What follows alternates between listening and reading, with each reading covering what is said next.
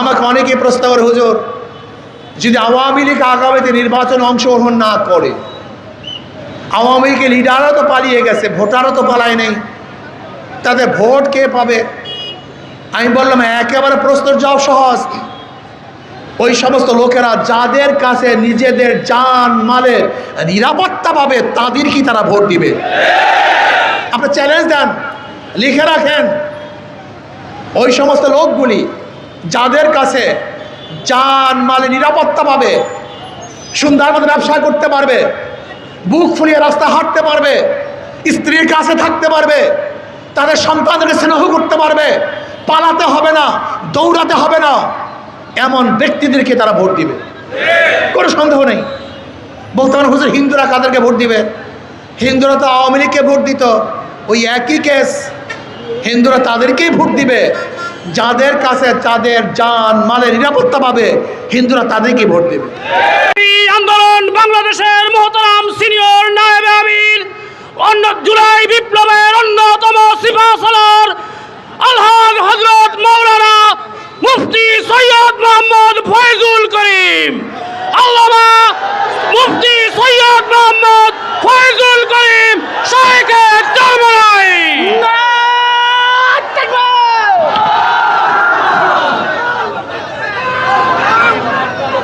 ওয়ারাহমাতুল্লাহি ওয়া বারাকাতুহু।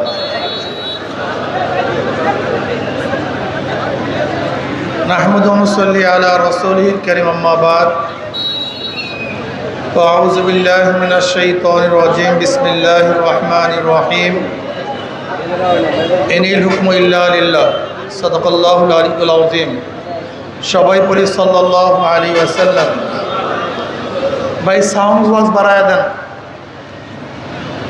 Sound box বাড়ায় দেন। মাইক কেমন ফিটিং করছে জানি না, মাইক ফিটিং আদৌ সুন্দর হয় নাই, কথা বলা যায় না।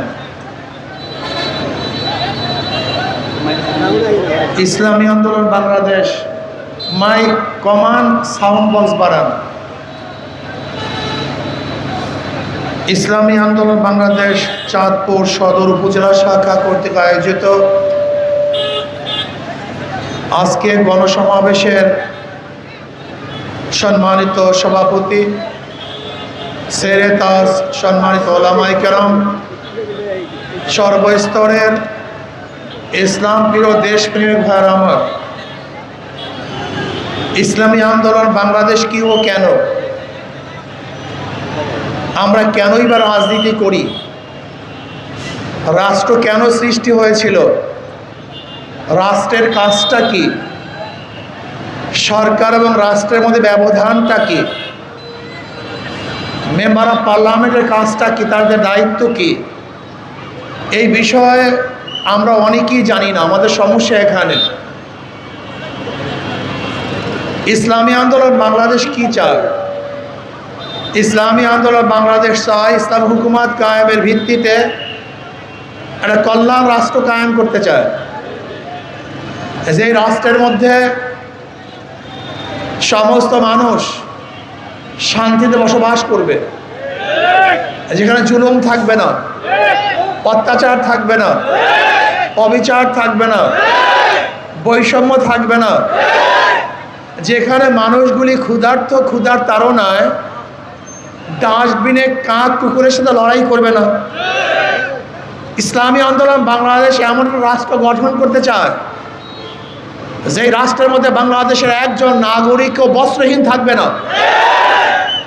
ইসলামী আন্দোলন বাংলাদেশ এমন একটা রাষ্ট্র কায়েম করতে চায় যেখানে বাংলাদেশের একজন নাগরিকও খোলা আকাশের নিচে আশ্রয় গ্রহণ করবে না, যেখানে অন্ন, বস্ত্র, বাসস্থান, চিকিৎসা, শিক্ষার গ্যারান্টি থাকবে।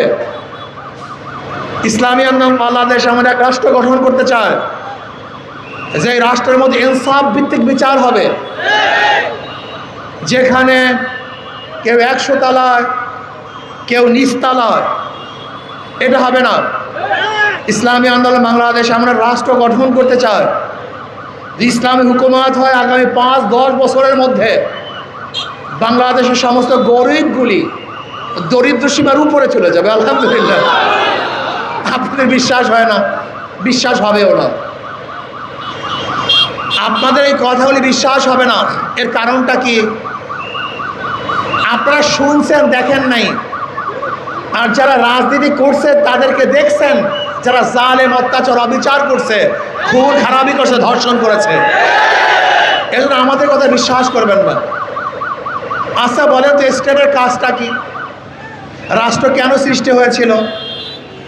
আপনারা কি জানেন রাষ্ট্রের কাজটা কি? কেন রাষ্ট্র সৃষ্টি হয়েছিল?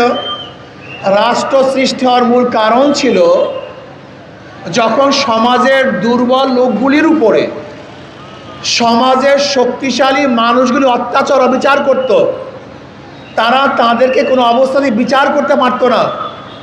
তখন স্টেট সৃষ্টি হয়েছে যে দুর্বল মানুষ, তোমার পাশে কেউ নাই, আমি তোমার পাশে আছি।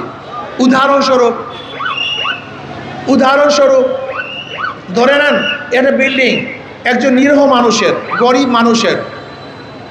এই চাঁদপুরের কিছু গুন্ডা পান্ডা শক্তিশালী মানুষগুলি, যারা পেশি শক্তি ব্যবহার করতে পারে, তারা এই বিল্ডিংয়ে দখল করছে। আচ্ছা বলেন তো, এই নিরীহ মানুষ কি ওই গুন্ডা পান্ডার থেকে এই বিল্ডিং উদ্ধার করা সম্ভব? এখন রাষ্ট্রের কাজটা কি? রাষ্ট্র বলছে তোমার কোনো শক্তি নাই বিল্ডিং উদ্ধার করা, আমি তোমার পাশে আছি, আমি তোমার পাশে থেকে আমি তোমাকে তোমার বিল্ডিং ফেরত দেবেন, নাম রাষ্ট্র। ধরে নেন একজন দুর্বল মানুষকে এই এলাকার সবচেয়ে বড় মাস্তান গুন্ডা আঘাত করেছে। আচ্ছা বলেন তো, এই দুর্বল মানুষ ওই গুন্ডার বিচার করার ক্ষমতা রাখে? রাষ্ট্র কি বলে? তোমার কোনো টেনশন নাই, আমি তোমার পাশে আছি, তোমার হয়ে ওই শক্তিশালী ব্যক্তিকে বিচার আমি করব, এর নাম রাষ্ট্র। রাষ্ট্র কি বলে? তুমি ক্ষুধার্ত খেতে পারো না, তুমি অর্জন করতে পারো না, কামাই করার শক্তি তোমার মধ্যে নাই, আমি রাষ্ট্র, তোমার ক্ষুধা নিবারণের দায়িত্ব আমি পালন করবো, তোমার কোনো টেনশন নাই, চিন্তা নাই। রাষ্ট্র কি জিনিস? তুমি বস্ত্রহীন, তোমার কাপড় নাই, পরিধানের বস্ত্র নাই, তোমার কোনো টেনশন নাই, আমি রাষ্ট্র, তোমার বস্ত্রের পরিধানের ব্যবস্থা আমি করব। রাষ্ট্র কি? তুমি মেধাবী, গরিব, উচ্চশিক্ষায় শিক্ষিত হতে পারছো না, আমি রাষ্ট্র, তুমি মেধাবী, তোমার মেধাকে কাজে লাগাবার দায়িত্ব আমার, উচ্চশিক্ষায় শিক্ষিত আমি করব, তোমার কোনো টেনশন নাই, এর নাম রাষ্ট্র। রাষ্ট্রের দায়িত্বটা কি? তুমি ঘুমাবা, তোমার পাহারাদারি কে করবে? তুমি নাক টেনে ঘুমাতে থাকো, দরজা খোলা রাখো, আমি রাষ্ট্র, তোমার গেটের কাছে পাহারাদারি আমি করব, এর নাম রাষ্ট্র। তার মানে রাষ্ট্রের হাজারো বিভাগ আছে, চিকিৎসা বিভাগ, ভূমি বিভাগ, কৃষি বিভাগ, আইন বিভাগ, অর্থ বিভাগ। এদের কাজটা কি আমাকে বলুন তো? পুলিশ বিভাগ, প্রশাসন বিভাগ, এদের কাজটা কি? এদের কাজ হলো রাষ্ট্রের প্রত্যেকটা জনগণকে সেবা করা। তুমি ঘুমাবা, পুলিশ তোমার ডিউটি করবে যেন কেউ তার উপরে অত্যাচার করতে না পারে। তুমি দুর্বল মানুষ, তোমার জমি রেকর্ড করতে পারছো না, ভূমি মন্ত্রণালয়ের দায়িত্ব তোমার জমির রেকর্ডের ব্যবস্থা সে করে দিবে। তুমি অসুস্থ, যে ব্যক্তি চিকিৎসা বিভাগে আছে, স্বাস্থ্য বিভাগে আছে, তার দায়িত্ব হলো তোমার সুচিকিৎসা করার ব্যবস্থা সে গ্রহণ করবে। অথচ আমরা রাষ্ট্র বলতে কি মনে করি? যে ক্ষমতায় যাবে সে অত্যাচার করবে, অবিচার করবে, ধর্ষণ করবে, আর তোমাকে দেখতে হবে, এর নাম রাষ্ট্র না। আমরা কি দেখি? যে ক্ষমতায় থাকবে হাজার খুন করলেও খোলা আকাশের নিচে ঘুমাবে, আর যে ক্ষমতায় থাকবে না, অপরাধ না করলেও ফাঁসির রশিদে ঝুলতে হবে, এর নাম রাষ্ট্র না। আমরা কি দেখি? আমরা রাষ্ট্র বলতে মনে করি যারা ক্ষমতায় থাকবে তাদের দস্তরখানে হাজার রকমের খাদ্য থাকবে, আর যে ক্ষমতায় থাকবে না সে ধুকে ধুকে না খেয়ে মারা যাবে, এর নাম রাষ্ট্র না। আসলে রাষ্ট্রই বুঝি নাই। আবার আমাদের দেশের মানুষগুলি ইসলামকে পছন্দ করে না, অথচ 92% মুসলমান। এদের ইসলামকে চুজ করা সবচেয়ে বেশি প্রয়োজন ছিল, কিন্তু ইসলামী ফোবিয়া, ইসলামের ভীতি, ইসলামের ভয় আমাদের মধ্যে এমনভাবে ঢুকানো হয়েছে, ইসলাম শুনলেই আমরা ভয় পেয়ে যাই। ইসলাম মানে পাহাড়, ইসলাম মানে বিশাল বোঝা, ইসলাম মানে কষ্ট। ইসলাম মানে কষ্ট না, ইসলাম মানে শান্তি। ইসলাম মানে কষ্ট না, ইসলাম মানে মুক্তি। আসলে ইসলাম বুঝো না। এক গাঁজাখোর একদিন আমাকে বলতেছে, হুজুর যদি ইসলামী হুকুমাত হয় আমার গাঁজার অবস্থাটা কি হবে? সে ব্যক্তি গাঁজা সেবন করে, তার টেনশন গাঁজা নিয়ে, অন্য কোনো টেনশন তার মধ্যে নাই। আমি বললাম, বাবা তুমি কি মসজিদে গিয়ে গাঁজা সেবন করতে পারো? বলে না। আমি বললাম, কেন? বলে হুজুর পরিবেশ নেই। আমি বললাম, ইসলামী হুকুমাত হলে গোটা বাংলাদেশটাই মসজিদের পরিবেশ হয়ে যাবে, তুমি কোনো জায়গায় গাঁজা সেবন করতে পারবে না। এই কথা আপনাদের বিশ্বাস হয়নি, এই কথাও আপনাদের বিশ্বাস হয় নাই। আমি উদাহরণ দিই। আচ্ছা, এখানে হাজার হাজার মানুষ আছেন, এর মধ্যে কি একটা মানুষও নাই যারা বিড়ি খান?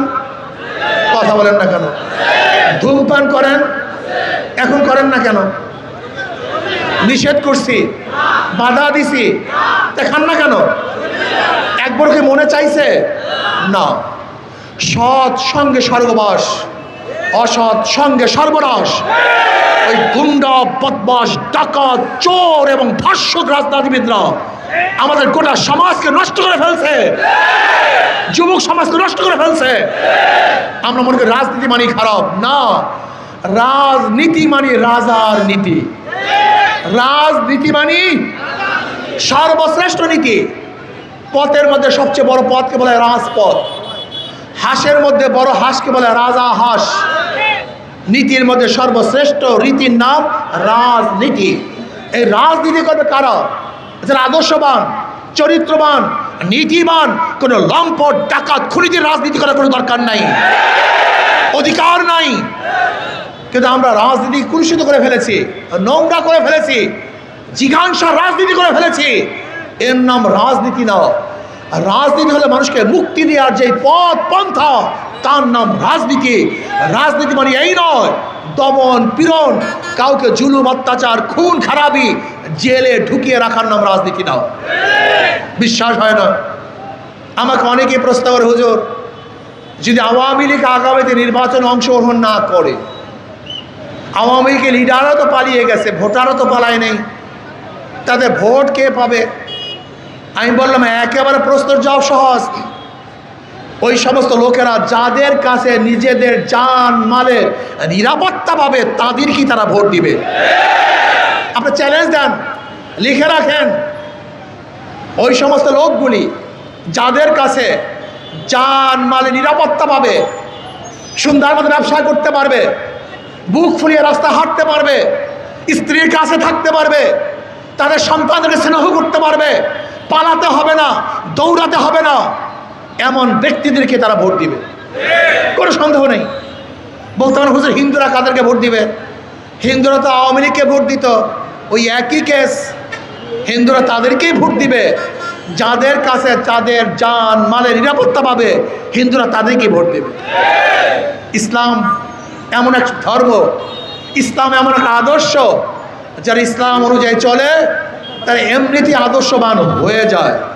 এই আপনাদের সদর আসন থেকে এই জয়নাল সাহেব দাঁড়ান, আপনি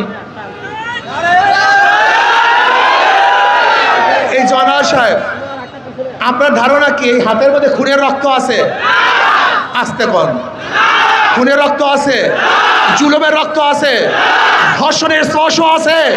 এরা কি টাকা পাচার করবে? এরা ঘুষ গ্রহণ করবে? এরা অত্যাচার অবিচার করবে? না, প্রশ্ন না।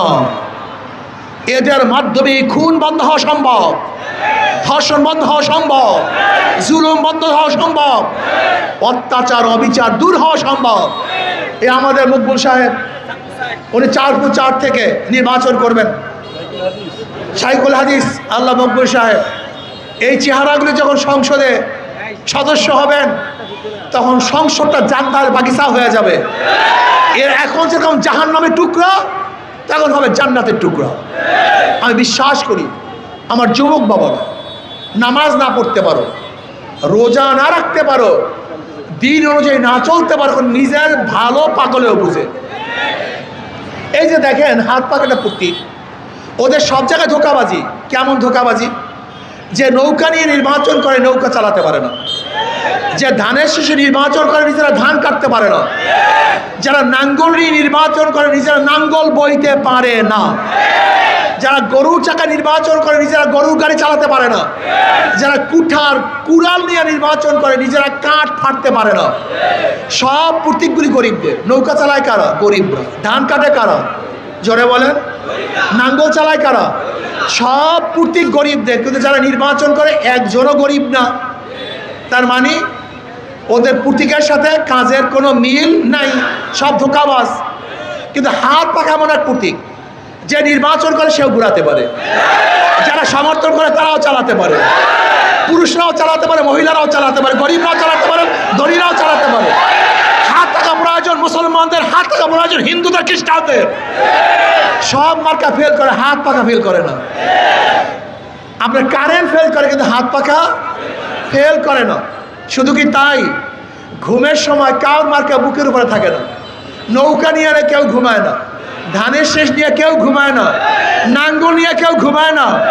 ঘুমের মধ্যে একটা মার্কাই বুকের উপরে থাকে, সেই মার্কা নাম হাত পাখা। এ মার্কা সব সার্বজনীন মার্কা, সবার মার্কা।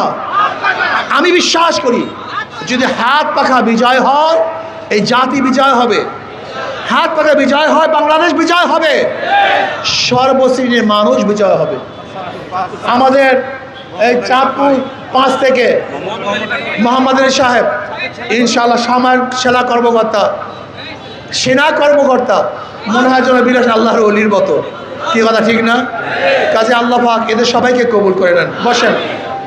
ইনশাআল্লাহ আমি যুবক বাবাদেরকে বলবো, ওদেরকে বারবার পরীক্ষা করছে, বারবার ফেল করছে, ওরা বারবার পরীক্ষা দিয়ে ফেল করছে। কিন্তু হাত পাখা ইসলামকে একবারও পরীক্ষা করো নাই। একটাবার পরীক্ষা করার জন্য রাজি আসো সবাই ইনশাআল্লাহ? ইসলাম ফেল করার জন্য আসেন, ইসলাম পাস করার জন্য আসছে। আমি আমার যুবক বাবাদেরকে বলবো, রিক্সাওয়ালা, ঠেলাওয়ালা, কুলি, মজদুর, চাষা, কৃষি, সমস্ত বাবাদেরকে বলবো, একটা বারের জন্য হাত পাখাকে পরীক্ষা করো। ইনশাআল্লাহ যদি ফেল করি দ্বিতীয়বার পরীক্ষার হলেই ঢুকবো না, পরীক্ষা দেওয়ার জন্যই আসবো না। কাজে আগামী নির্বাচনে সবাই হাত পাখা নিয়ে নির্বাচন করার জন্য রাজি আছেন ইনশাআল্লাহ? কে কে রাজি আছেন? এটা আল্লাহকে আল্লাহু আকবার, নারায়ে তাকবীর, নারায়ে তাকবীর। সব মার্কা দেখা শেষ, হাত পাখার বাংলাদেশ। সব মার্কা দেখা শেষ, সব মার্কা দেখা শেষ, সব মার্কা দেখা শেষ। তোমার আমার নেতা বিশ্বনবী জনাব মুহাম্মদ রাসূলুল্লাহ সাল্লাল্লাহু আলাইহি, আমার নেতা, তোমার নেতা বিশ্বনবী মুস্তাফা। আল্লাহ আমাকে এবং আমাদের সবাইকে কবুল করেন।